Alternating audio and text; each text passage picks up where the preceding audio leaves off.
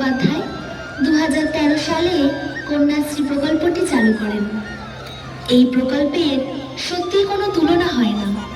গ্রামের মেয়েরা অর্থের অভাবে অনেক সময় লেখাপড়ার সুযোগটুকু পায় না, কিন্তু দিদির এই প্রকল্প চালু হওয়ার পর বহু মেয়ে উচ্চশিক্ষায় শিক্ষিত হওয়ার সুযোগ পেয়েছে।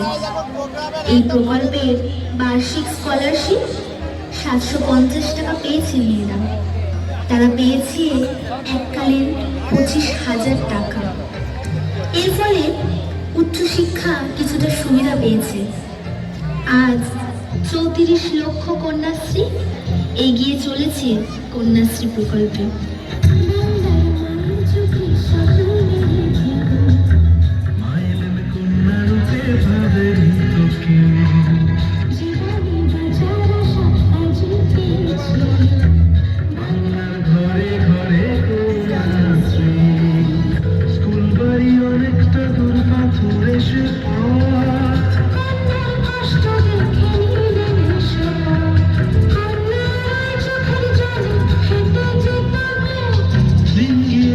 কষ্ট রাজহাসি পরাবো